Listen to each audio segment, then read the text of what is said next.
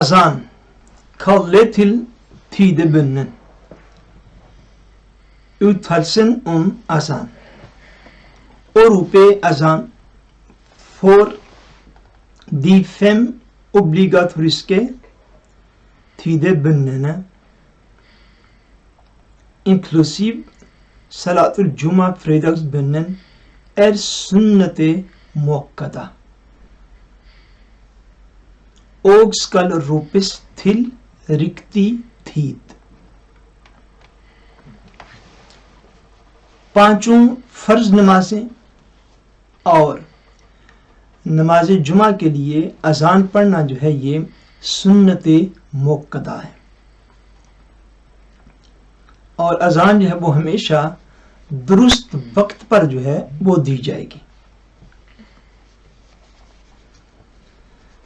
اللہ تبارک و تعالیٰ نے قرآن مجید میں ارشاد فرمایا وَإِذَا نَادَيْتُمْ إِلَى الصَّلَاةِ når dere kaller til bønn۔ یہ قرآن مجید میں سورہ المائدہ ہے، اس کی آیت number 58۔ Fremgangsmåten for azan. Muazzin, den som roper azan، جو اذان پڑھتا ہے اس کو muazzin کہتے ہیں۔ Muazzin skal stå på et høyt sted, være vendt mot qibla, plassere pekefingrene i ørene og rope følgende ord høyt og langsomt۔ Muazzin اس شخصیت کو کہتے ہیں جو کہ اذان پڑھنے کا شرف حاصل کرتا ہے۔ اذان پڑھنا ہمارے دین اسلام میں بہت زیادہ قابل ثواب عمل ہے۔ اللہ تبارک و تعالیٰ اس پر بہت خوش ہوتا ہے۔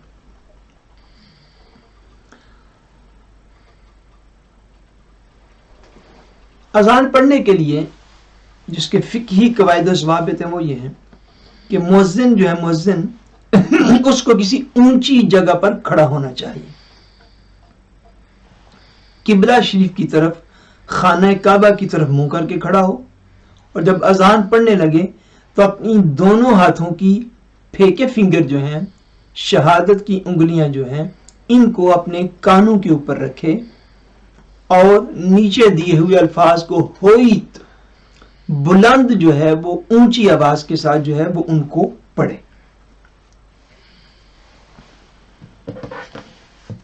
اس میں یہ چیز جو ہے کہ بندہ بلند جگہ کے اوپر کھڑا ہو، یہ کتب فقہ میں چونکہ اسی طرح کی ساری چیزیں جو ہیں وہ موجود ہیں۔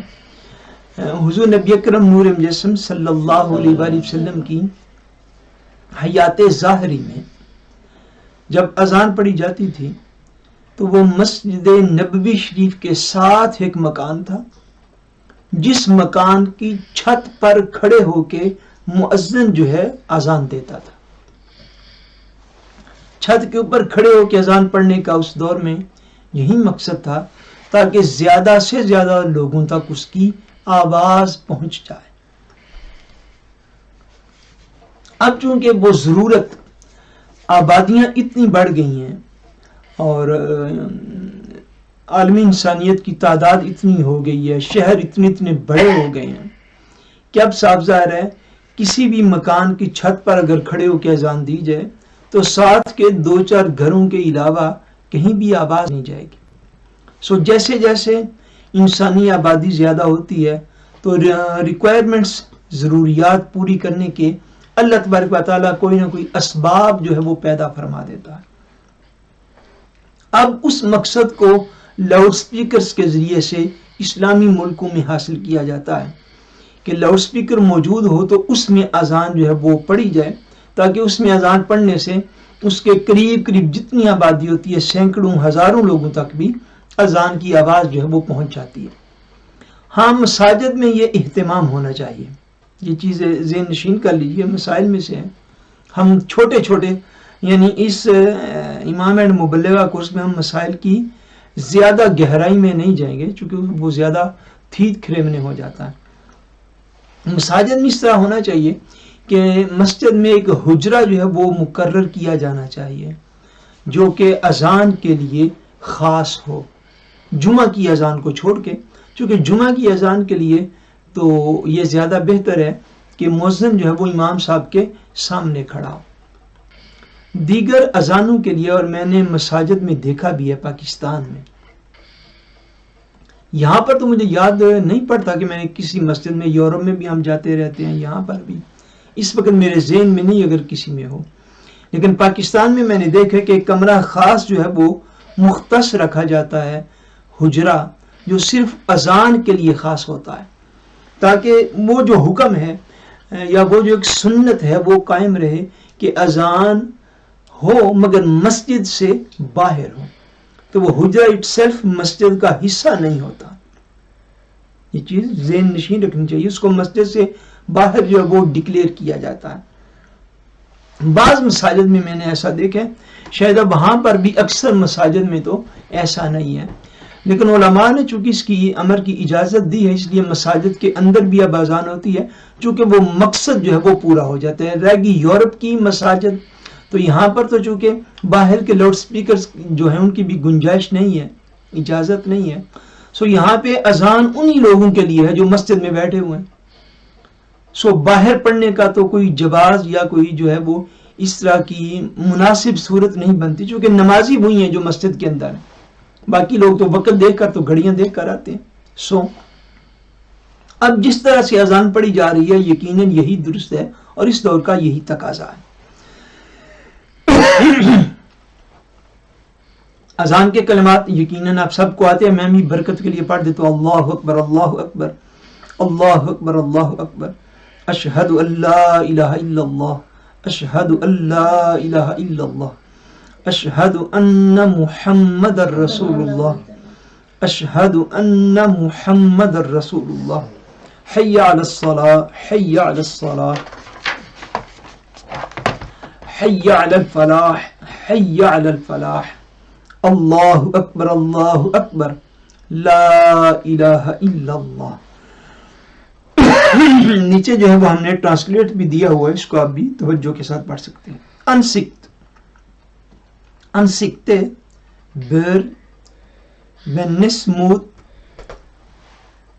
ہوئرے på حی علی الصلاح og mot venstre på حی علی الفلاح۔ جب مؤذن اذان پڑھ رہا ہو تو اس کو چاہیے کہ جب وہ حی علی الصلاح پڑھے تو دائیں طرف اپنے منہ کو پھیرے، اور جب حی علی الفلاح پڑھے تو بائیں طرف لیفٹ سائڈ پہ اپنے چہرے کو پھیرے۔ under begynner for fagerbønnen det sunna å rope følgende ord 2 ganger etter hayya ala al-falah, og ordet as-salatu khayrun minan nawm۔ نماز فجر کے لیے جو اذان دی جاتی ہے اس میں یہ سنت ہے کہ حی علی الفلاح کے بعد 2 دفعہ یہ کلمات پڑھے جائیں، الصلاۃ خیر من النوم۔ آگے ہماری جو ہے وہ السٹریشن جو ہیں وہ بھی موجود ہیں کہ اذان کے لیے جب کھڑے ہونا ہے تو کس طرح جو ہے وہ مؤذن جو ہے وہ کھڑا ہوگا۔ آگے آ جائیے پیج 76 پہ، دعا ایتر اذان۔ Etter azan skal både muezzin og lyttere resitere sende velsignelser på vår kjære profet sallallahu alaihi wa sallam etter fulgt av følgende dua skudben۔ جب اذان ہو جائے تو اذان کے بعد مؤذن بھی، اذان دینے والا بھی اور اذان کو سننے والے بھی، ان کے لیے یہ لازمی ہے کہ حضور نبی اکرم صلی اللہ علیہ وآلہ وسلم پر درود و سلام پڑھیں، اور درود و سلام کے بعد جو ہے نیچے جو دعا دی گئی ہے اس دعا کو بھی پڑھیں۔ اس میں ترتیب یہ ہے، ترتیب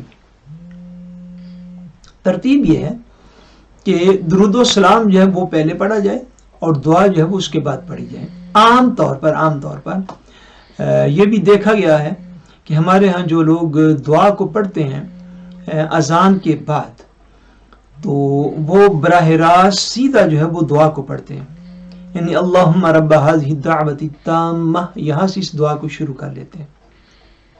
زیادہ بہتر زیادہ افضل طریقہ یہ ہے کہ پہلے درود پاک پڑھا جائے اور درود پاک پڑھ کے تو پھر جو ہے یہ دعا پڑھی جائے. یہ زیادہ افضل اور زیادہ بہتر ہے. اگر آپ میں سے کسی بندے کی یہ عادت نہ ہو تو اس کلاس کا یہی مقصد ہے کہ آج کے بعد اس طریق پر دعا مانگی جائے کہ جب بھی اذان سنیں تو اذان کے بعد جو ہے وہ دعا اس طرح پڑھی جائے کہ پہلے درود پاک ایک دفعہ پڑھ لیا جائے اور اس کے بعد جو ہے وہ اذان کی دعا جو ہے وہ اس کے بعد جو ہے وہ پڑھی جائے. سو میں ایک دفعہ جو ہے وہ دعا بھی آپ بھی بیٹے اس طرح کریں کہ آپ دونوں بھی میرے پیچھے پیچھے پڑھ لیں ایک دفعہ, تاکہ آپ سارے لوگ جہاں جہاں بیٹھے ہوں آپ بھی ایک دفعہ پیچھے پیچھے پڑھ لیں, تاکہ اگر کسی کے تلفظ میں بہتری ہو سکتی ہو تو وہ ایک دفعہ پڑھ لے تاکہ اس کے تلفظ میں بہتری ہو جائے. اللہم رب ھذہ الدعوۃ التامۃ والصلاۃ القائمۃ آت سیدنا محمد الوسیلۃ والفضیلۃ والدرجۃ الرفیعۃ وابعثہ مقاما Mahmooda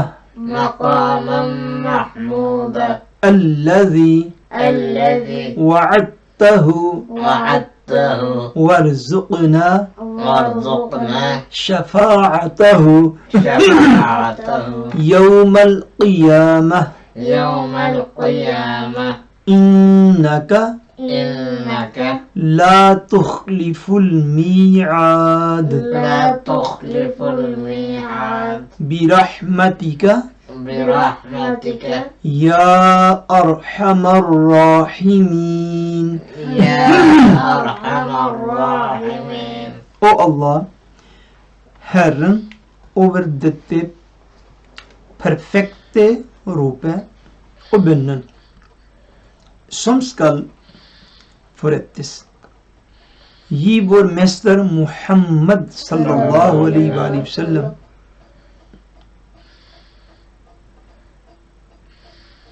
evnen til å gå i forbønn og din nåde og en meget høy status.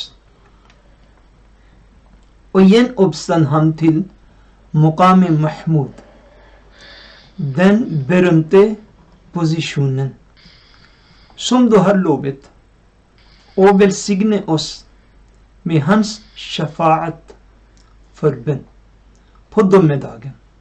Sannelig, du bryter ikke ditt løfte. Velsigne oss med din barmhjertighet. Du er den som viser mest barmhjertighet. Viktige problemstillinger. Muazzin skal helst være rettskaffen og praktiserende.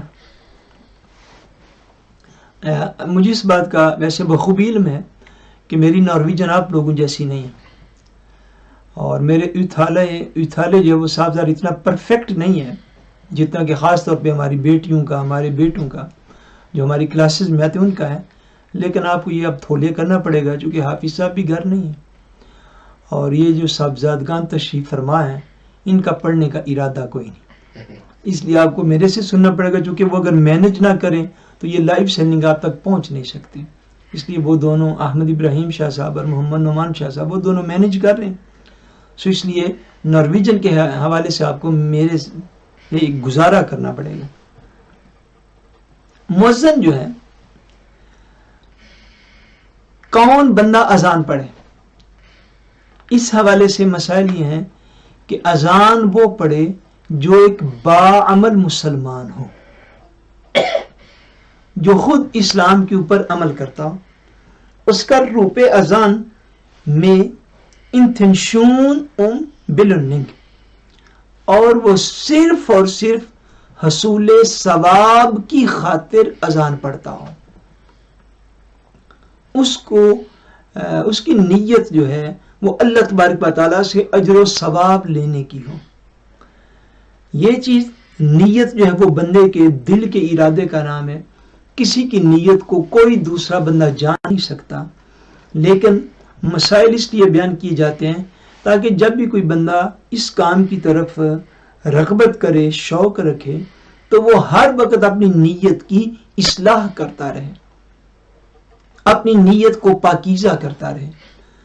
اگر اس کے اوپر کوئی شیطان کا حملہ ہو، شیطان کا حملہ کیا ہے کہ جن کی اچھی آواز ہوتی ہے، بہت اچھے طریقے سے پڑھ سکتے ہیں، پھر ان کے اوپر شیطان کا یہ حملہ ہے کہ میں بھئی اذان پڑھوں گا تو لوگ واہ واہ کر اٹھیں، لوگ کہیں گے واہ واہ قاری صاحب نے اذان پڑھی، کمال کر دیا. یہی شیطان کا حملہ ہوتا ہے. میں اذان پڑھوں گا، میری اچھی اذان پڑھنے سے میری مقبولیت میں، میری شہرت میں اضافہ ہو جائے گا، میری پاپولیرٹی میں اضافہ ہو جائے گا، میں فیمس ہو جاؤں گا چونکہ میں اتنا اچھا پڑھتا ہوں. میں اذان پڑھوں گا، میری اذان اتنے ٹی وی چینلز پہ آ جائے گی. میں اذان پڑھوں گا، وہ اتنے 100,000 دفعہ جو ہے وہ یوٹیوب پہ، سوشل میڈیا پہ سنی جائے گی. یہی شیطان کے حملے ہیں. اور میں آپ کو کہا کرتا ہوں کہ شیطان ہر بندے پر اس کے فیلڈ کے مطابق حملہ آور ہوتا ہے. یہ ذہن نشین کر لیجیے. ڈاکٹر پر اس کے طریقہ کار کے مطابق جس فیلڈ میں وہ ہے، انجینئر پر اس کے فیلڈ کے مطابق، اور دینی کام کرنے والے لوگوں پر ان کے فیلڈ کے مطابق. آپ دعا کریں کہ اللہ کریم ہمیں اپنے نفس کی پہچان عطا فرمائے اور ہمیں شر شیطان کا شعور عطا فرمائے کہ شیطان کن کن طریقوں پر بندے کے اوپر حملہ آور ہوتا ہے. بظاہر بندہ نیک کام کر رہا ہوتا ہے، لیکن شیطانی حملہ جو ہے وہ اس کو جو ہے وہ اس کی نیکی کا اجر چھین لیتا ہے. سو اذان وہ بندہ پڑھے کہ جس کی نیت و ارادے میں اللہ تبارک و تعالیٰ کی رضا ہو، کہ اللہ تبارک و تعالیٰ اس کو اجر و ثواب عطا فرمائے. آپ کو پتہ ہے اذان کا اجر و ثواب کتنا ہے؟ ایک حدیث پاک کے مطابق مؤذن کی آواز جہاں تک جاتی ہے، اللہ تبارک و تعالیٰ کی جتنی مخلوق اس آواز کو سنتی ہے، وہ ہر مخلوق اس مؤذن کے لیے بخشش و مغفرت کی دعا کرتی. اذان پڑھنا جو ہے یہ بندے کو مقام ولایت کی یہ ایک سیڑھی بھی ہے. یہ چیز ذہن نشین کر لیجیے. اس میں بڑا اجر و ثواب ہے. اللہ تبارک و تعالیٰ کو اس کے پیارے رسول مقبول صلی اللہ علیہ وسلم کو اذان کا عمل بہت ہی پسند ہے، بہت پسند ہے. جتنے بھی مرد سن لیں یا آپ ہماری سسٹرز جو ہیں ان کی وساطت سے یہ بات آگے مردوں تک پہنچے، تو ہمیں ان چیزوں کا شوق ہونا چاہیے. ایسے نہیں کہ ہم ان باتوں کے اوپر آ جائیں کہ کئی سال دیکھیے نا، کئی سال عمر ہو جائے اور بندہ اذان بھی نہ پڑھ سکے اور اذان کہا جائے کہ پڑھو. میں نے کئی ہمارے پاس جو بچے یا بڑے آتے ہیں ان کو یہ باتیں میں نے اپلے بھی کی ہوئی ہیں کہ ان کو پوچھا جائے اذان پڑھ سکتے ہو؟ کہیں گے نہیں. آپ نے کبھی زندگی میں اذان پڑھی ہے؟ نہیں. ہمیں اس بات پہ سوچنا چاہیے یا نہیں سوچنا چاہیے کہ ہم کیسے مسلمان ہیں کہ ہمارے بچے بوکسون ہو جائیں، 15 20 سالوں کے ہو جائیں، اور کوئی امام صاحب ان کو پوچھ بیٹھے کہ بھائی بیٹا آپ اذان پڑھ لیتے ہو، تو وہ آپ کے جواب نہ سے شروع کریں. یہ ہمارے وہی بچے ہیں کہ جو 10 8 9 سال کے ہوتے ہیں، تو ان کو ہم سارے والدین مل کے ان کو اچھے سے اچھا موبائل لے کے دیتے ہیں. ان کو پوچھو، مجھے اور آپ کو ان سپل کہتے ہیں، سپل ان گیمز کے نام نہیں آتے جن کے نام ہمارے بچوں کو آتے ہیں. یہ ان چیزوں میں جو غیر ضروری چیزیں ہیں جن کا زندگی میں نقصان زیادہ اور فائدہ کم ہے، ان میں اتنے زیادہ ابتات ہو جائیں کہ 18 20 سال کے ہوں اور ان کو زندگی میں ایک مرتبہ بھی یہ خوش نصیبی نہ ملی ہو کہ انہوں نے کسی مسجد میں کھڑے ہو کے اذان پڑھ لی. یہ سوچنے کی بات. اس میں اتنا اجر و ثواب ہے کہ اللہ اور اللہ کا رسول بڑے خوش ہیں کہ حدیث پاک میں آتا ہے کہ قیامت والے دن مؤذن جو ہے مؤذن ان کی گردنیں لمبی ہوں گی. یہ حضور پاک علیہ السلام کے الفاظ مبارک جن کا یہ مفہوم ہے. شارحین اس کی شرح فرمائے کہ گردنیں لمبی ہونے سے کیا مراد ہے. شارحین نے فرمایا اس سے مراد یہ ہے کہ قیامت والے دن مؤذن جو ہیں اذان پڑھنے والے جو ہیں ان کو اتنا اجر و ثواب دیا جائے گا کہ وہ دوسرے لوگوں سے زیادہ بلند نظر آئیں گے قیامت کے دن اجر و ثواب کی وجہ سے. سبحان اللہ. ایک تو یہ بات کہ بندہ جو اذان پڑھنے والا ہو وہ نیت ثواب سے پڑھے. دوسری یہ بات کہ وہ خود بھی باعمل مسلمان ہو. وہ باعمل مسلمان ہو. ہمارے ہاں جو ہے وہ ہمارے بچپن تک ایسے حالات و واقعات تھے, ایسی خانقاہیں بھی موجود تھیں, ایسے روحانی آستانے بھی موجود تھے جہاں پہ ان چیزوں کی بڑی کیئر کی جاتی تھی. بچپن ہونے کی وجہ سے ممکن ہے اس دور کے بھی کئی لوگ یہ سمجھ دوں کہ یار اے بڑی سختی ہے. اب بات کو سمجھیں تو اب تو چونکہ دور ہی کچھ ڈیفرنٹ آ گیا نا, ڈیفرنٹ دور آ گیا, اور اب علماء یا روحانی سلاسل کے لوگ یا خانقاہ ہیں وہ ویسی سختی وہاں پر موجود نہیں رہی. لیکن یہ میں فقہی مسئلے سے وہ ضابطہ میں اخذ کر کے آپ کی خدمت میں عرض کرنے لگا ہوں. میں نے کئی خانقاہوں کا سنا, کئی روحانی آستانوں کا سنا کہ وہاں پر جو بندہ جو مرد بغیر داڑھی شریف کی ہوتا تھا اس کو کوئی بندہ اذان نہیں تھا پڑھنے دیتا. جو بندہ یعنی ظاہر عمل دیکھنا بھی جو ہے یہ بھی ایک ضروری دین کا حصہ ہے کہ اس بندے کا اپنا ظاہری عمل کیا ہے. یہ جو ہے نا یہ توجیہات نہیں تھی دین میں میرے خیال میں داخل ہوئی ابھی تک ایسی جی دلوں ہی مسلمان ہے, سارا کوئی دل دے وچ ہی ہے. جو دل میں ہوتا ہے وہی ظاہر میں ہوتا ہے. دل کا عکس بندے کے ظاہر پر پڑتا ہے اور ظاہر کا اثر اس کے دل کے اوپر پڑتا ہے. سو لوگی حالی دلوں نہیں سر مسلمان ہوتے. اور لوگوں کو رغبت دلانے کے لیے ممکن ہے میری یہ بات سن کے آپ میں سے بھی کئی لوگوں کے ذہن میں ہوئی ہے تو بڑی سختی ہے ہونے سے سختی کہنی ہے. وہ وجہ ہے کہ علماء دی بھی ایک تعداد ہوگی جڑے داڑھی شریف یا تے رکھ دے ہی نہیں, آپ ہم عالم بھی کہتے ہیں, یا رکھ دے نے تو وہ بھی سنت پاک دے مطابق نہیں رکھ دے. جڑی حضور علیہ السلام دی, صحابہ کرام دی, خلفاء راشدین دی جس طرح انہوں نے داڑھی مبارک رکھی وہ خود اس طرح نہیں رکھتے. تو اب لوگوں کو تو وہ یہی کہیں گے نا کہ جو لوگ ایسے کام کرتے ہیں وہ بڑے سخت مزاج لوگ ہیں. لیکن میں سمجھتا ہوں کہ وہ ایک روحانی تربیت کا ایک انداز ہوتا تھا ان علماء کا, ان پیران اعظام کا. لیکن جو میری آلدر کے لوگ اگر کوئی بات سن رہے ہو تو انہوں نے شاید اپنی زندگی میں کئی یہ باتیں اس طرح کی سنی کہ روحانی خانقاہیں ایسے تھیں جہاں پہ جس بندے کی داڑھی شریف نہیں تھی ہوتی اس کو سٹیج پہ محافل میلاد میں نہیں تھا بیٹھنے دیا جاتا کہ بھئی اگر تیری ظاہری صورت بھی, باطن کا حال تو اللہ تعالیٰ کو معلوم ہے, کہ اگر تیری ظاہری صورت بھی دین کے مطابق نہیں ہے تو حضور کی محفل میں اوپر سٹیج پہ آگے بیٹھنے کا حقدار نہیں ہے. یعنی اس طرح کی بھی تربیت کے انداز ہوا کرتے تھے. اور تب برکات بھی زیادہ ہوتی تھی, تب اولیاء کرام کی توجہات بھی زیادہ ہوتی تھی. تو اب تو ان باتوں کا کرنا ایسے ہی ہے کہ جیسے کوئی بندہ کسی کو کوئی افسانہ سنا رہا ہو, کوئی سٹوری سنا رہا ہو, کوئی گملے داگر کی بات ہو. اگر ہم اتنے گامل ہو گئے آپ کے خیال میں تو یہ الگ بات ہے, لیکن ایسا تھا. اب ان میں سے کوئی چیز جو ہے وہ ہم نہیں دیکھتے. اب دیکھی جاتی ہے آواز, اب دیکھی جاتی ہے سر, اب دیکھا جاتا ہے ترنم. تو جیسے جیسے ہم کمزور ہو رہے ہیں اس لیے ہماری توجہ غیر ضروری چیزوں کی طرف جو ہے وہ چلی گئی ہے. جس طرح میں آپ کو کہتا ہوں تو بات لمبی نہ ہو جائے کہ اب محفل میلاد میں یہ نہیں دیکھا جاتا کہ کون سنت پاک کے مطابق لباس پہن کے آیا ہے, بلکہ خواتین کی محافل میلاد پہ جو کچھ ہونے لگ گیا الامان الحفیظ. میں تو اللہ تبارک و تعالیٰ کا شکر ادا کرتا ہوں کہ جامعہ باب العلم اور آستانہ علیہ رسول کا ماحول جو ہے وہ خواتین کی محافل کا بھی مثالی ہوتا ہے. اور اگر میں دوسری طرف دیکھوں کہ ہماری کمیونٹی اور معاشرے میں اس وقت اہل سنت و جماعت لوگ کیا کر رہے ہیں تو میرے خیال میں خواتین, ہماری بہنیں مجھ سے زیادہ جانتی ہیں کہ وہاں پہ ایک جو ہے وہ مقابلہ ہے کپڑوں کے مقابلے ہیں. خدا نہ خاصہ اللہ یعوذ باللہ تعالیٰ، میری تو زبان زیب نہیں دیتی میں آگے کیا کہوں. یعنی ہمارا فوکس جو وہ سٹیج کے اوپر تو ہے، جھنڈیوں کے اوپر تو ہے، بینرز کے اوپر تو ہے، لائٹوں کے اوپر، یعنی فوکس سارا ان چیزوں کے اوپر چلا گیا ہے کہ جو فوکس نہ بھی ہو تو اچھا خاصا مسلمان رہ سکتے ہیں. یہ چیز ذہن نشین کر لیجیے، اس چیز کو سمجھ لیجیے کہ ظاہر بندے کا دین کے مطابق ہونا یہ دین کا ہی حصہ ہے.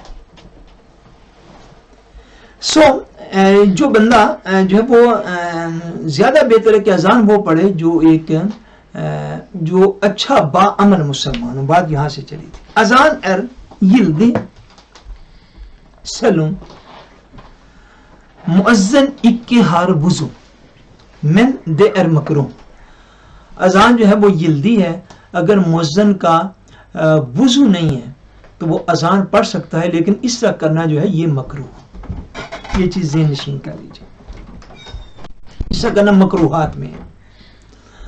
یہ چیز جو ہے وہ آپ کو اور ہمیں سمجھنی چاہیے کہ مکروہ جب کہا جاتا ہے مکروہ بتھی رکیات میسکل یردے فوڑی میسی نائی نہیں دے کہ حرام. یہ ہماری نوجوان نسل میں اتنی زیادہ یہ چیزیں پھیل چکی ہوئی ہیں، کبھی آپ اوپلے کریں تو آپ توبہ بھی شاید کر اٹھیں گے. یعنی اب سنت کو چھوڑنا جو ہے اس لیے کہ سنت فرض نہیں ہے. اور اب میں خالی نوجوان نسل کو کیا کہوں گا، میں نے تو ممبر و محراب پہ جو بیٹھنے والے لوگوں سے بھی اس طرح کی باتیں سنی ہیں جو میں سمجھتا ہوں کہ وہ غیر علمی رویے ہیں. یعنی سنت کو اس وجہ سے چھوڑ دینا کہ وہ فرض نہیں ہے، اس کا یہ مفہوم نہیں ہے. مکروہ کو اس لیے کر گزرنا کہ وہ حرام نہیں ہے، اس بات کا یہ مفہوم نہیں ہے. آپ اس کی مثال ایسے ہی لے لیں کہ کسی چیز کا کھانا پینا اگر مکروہ ہو تو مثلا آپ کو فقہی مسئلہ میں عرض کرتا ہوں، فقہائے احناف میں سے، فقہائے احناف کی جو ریگولر ہیں فقہ حنفی کی، ان میں سے زیادہ تر فقہا کا یہ خیال ہے کہ گھوڑے کا گوشت جو ہے، ہارس کا گھوڑے کا گوشت، یہ مکروہ ہے. اس کو بہت سارے فقہا حرام نہیں کہتے، حرام کہنے والے بھی ہیں. یہ نہیں کہ نہیں ہے، لیکن بہت زیادہ جو ریسرچ اسکالر جو ڈیپتھ میں اترے دلائل کی، ان کا یہ خیال ہے کہ گھوڑے کا گوشت یہ مکروہ ہے. اب مکروہ کو استعمال کب کرتے ہیں یہ بات ذہن نشین رہنی چاہیے.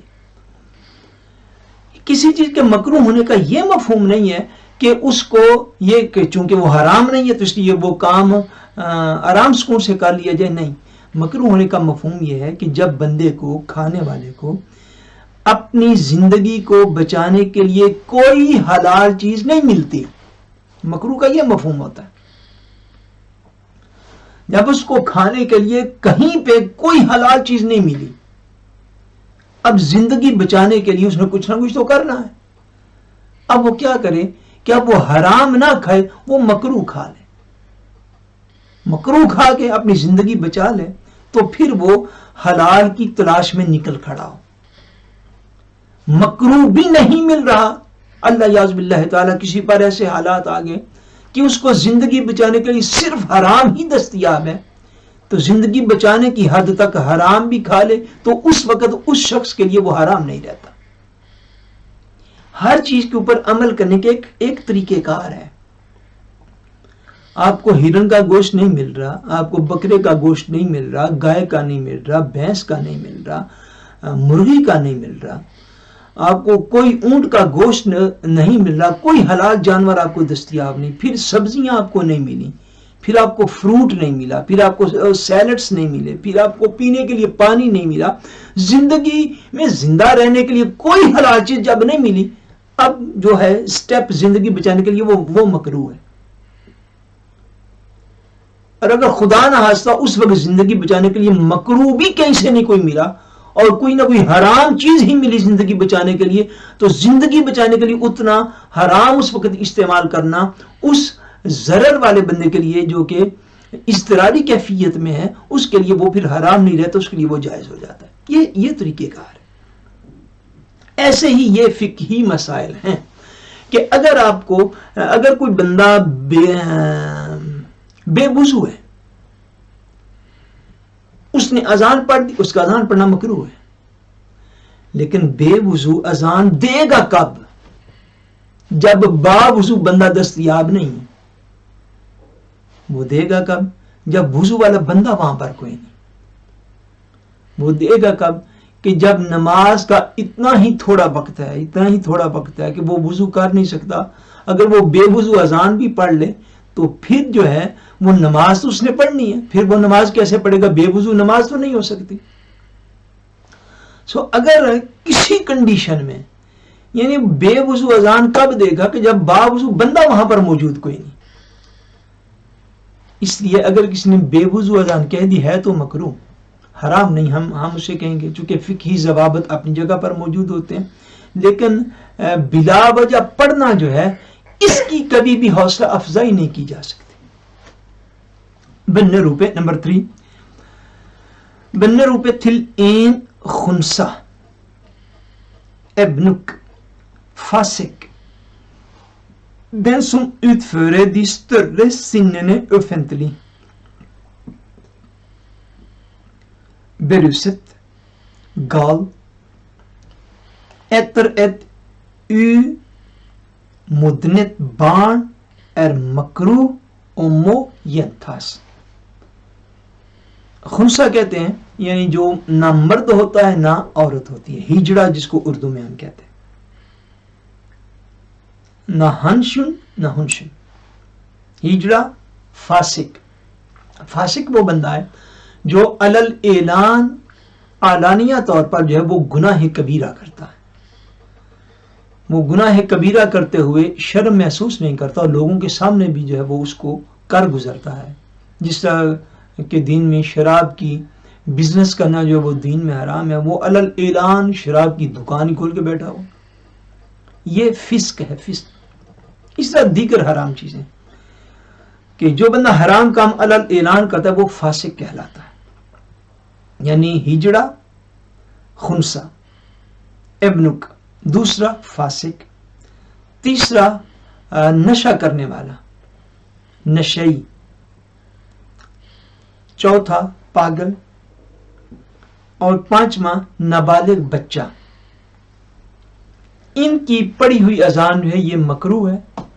اگر وہ پڑھ لیں اور بعد میں کوئی ان کنڈیشنوں کے علاوہ کوئی مسلمان وہاں پر موجود ہو تو اذان جو ہے وہ دہرائی جائے گی۔ اگر موجود نہ ہو تو اس پر گزارا کرنا پڑے گا، لیکن اس کا پڑھنا جو ہے وہ مکروہ ہے۔ دے ار مکروہ تحریمی فور این کھویننے اور روپے اذان۔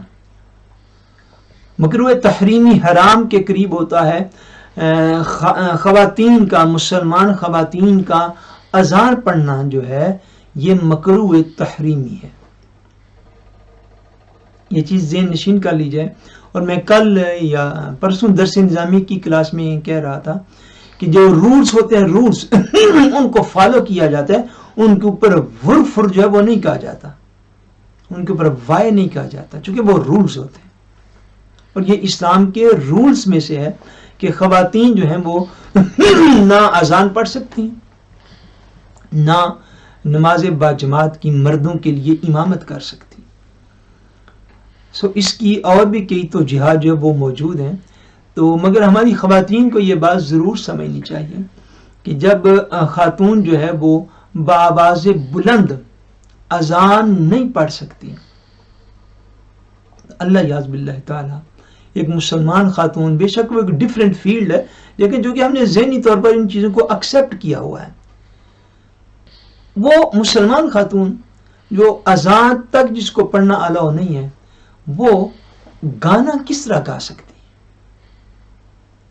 جس کو اذان پڑھنے کی الاؤ نہیں ہے وہ کس طرح مردوں کی محفل میں بیٹھ کر گانے گا سکتی ہے، پکچرائز کروا سکتی ہے، اور پھر اس کو کوئی اس چیز کی کوئی کنڈیشن یا کوئی ضابطہ موجود نہیں ہے کہ وہ جو کچھ کرے گی یا جو گائے گی پھر اس کو خالی عورتیں سنیں گی، وہ سوشل میڈیا پر بھی موجود ہے۔ جس خاتون کو اذان تک پڑھنے سے روکا گیا ہے وہ مردوں کی مجلس جو کمبائن سیشن ہوتے ہیں وہاں پہ وہ کس طرح اپنی آوازوں میں جو ہے وہ کوئی کلام گنگنا سکتی ہے. گنگنانا تو خیر اور ہوتا ہے، یعنی بلند آواز سے پڑھنا. مردوں کی محفل میں بیٹھ کے، اب تو میلاد کے نام پر پھر بات وہیں پہ آتی ہے، یعنی میلاد شریف منانا جو ہے یہ تو ہمارے لیے جو ہے ہماری روح کی غذا ہے، لیکن اس میں کوئی ایسا عمل تو نہ کیا جائے کہ جس سے جن کو خوش کرنے کے لیے محفل پاک انعقاد کیا گیا انہی کی بندہ جو ہے وہ ناراضی لے کے وہاں سے اٹھ جائے.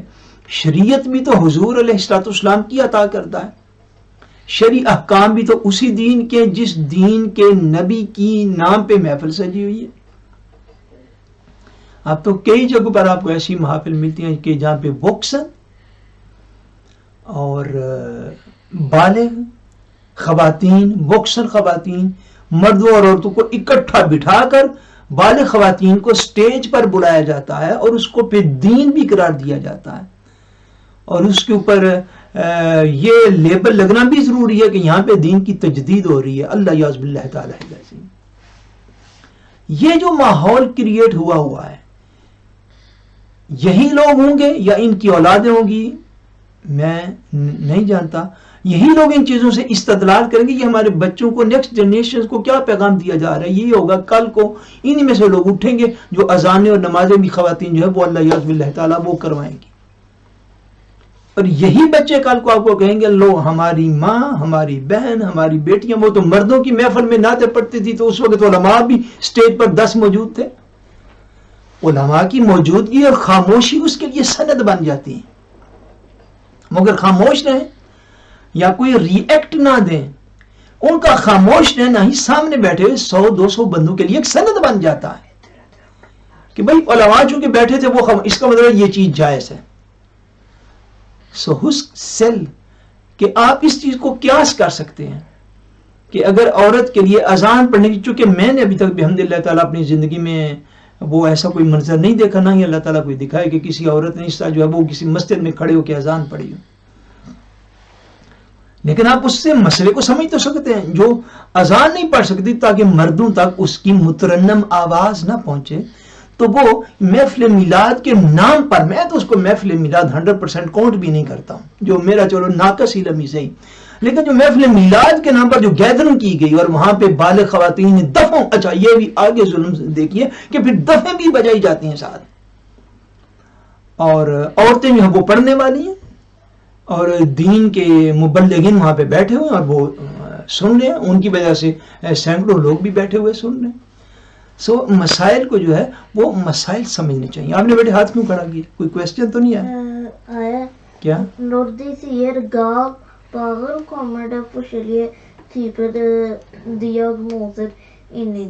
یعنی اس سے مراد یہ کہ جس کی عقل سلامت نہ ہو. میں نے اسپیسیفائی کر دیا نا، یعنی اس سے مراد یہ کہ جس کی عقل سلامت نہ ہو، پاگل سے یہ مراد. بہرحال آگے چلتے ہیں. اذان موینتس den blir ropt for tidlig før bønnen har startet. اگر نماز کا وقت شروع ہونے سے پہلے اس کی اذان پڑھ دی گئی تو اس کو بھی دہرانا پڑے گا. Kvinner under menstruasjon eller fødsel. De som lytter til khutba, preken. De på toalettbesøk og de som har samleie skal ikke besvare azan. ان کنڈیشنوں میں اذان کا جواب جو ہے وہ نہیں دیا جا سکتا. اندر اذان bør alle gjøremål pauses. اذان جب ہو رہی ہو تو اس سے پہلے جو کچھ آپ کر رہے ہیں اس کو چھوڑ دینا چاہیے. وہ اذان bør besvare اب lytteren، اور جو بھی اذان کو سننے والا ہے اس کے لیے اس کا سوارے کرنا جو ہے وہ لازمی ہے. ایگزامپل ویس bør en gående stanse og Koran-resitering bør stanse midlertidig. حتیٰ کہ اگر آپ قرآن مجید کی تلاوت بھی کر رہے ہیں تو قرآن مجید کی تلاوت کو بھی روک کر اذان کو سننا چاہیے. چل رہے ہیں چلتے چلتے تو چلتے ہوئے کو رک جانا چاہیے، رک کر ادب کے ساتھ اذان کا جواب دینا چاہیے. Dersom man hører flere اذان، اگر بندہ بہت سی اذانیں سنے تھرنگرمن کھن و بسوار دن نرمست. تو جو اذان آپ سب سے پہلے سنیں اس کا جواب دے دیں. مثلا آپ کسی اسلامی ملک کے اندر ہیں, ظہر کی اذان کا وقت ہو گیا تو آپ کے کانوں میں 4-5 اذانیں اکٹھی شروع ہوگی, تو جو سب سے قریب مسجد ہے اس کی اذان کا جواب دے دیں, بقیہ کے لیے پھر خاموش رہنا ضروری نہیں. دے علی قبل بیدر و بسوار اللہ, یہ زیادہ بہتر اور زیادہ افضل ہے کہ اگر آپ کے پاس وقت کی گنجائش موجود ہو تو آپ جتنی بھی اذانیں سنیں ان کا جواب دے دیں, لیکن ایک کا جواب دینا پڑکتی ہے, بقیہ کا جواب نہ دیں گے تو گناہ نہیں ہے.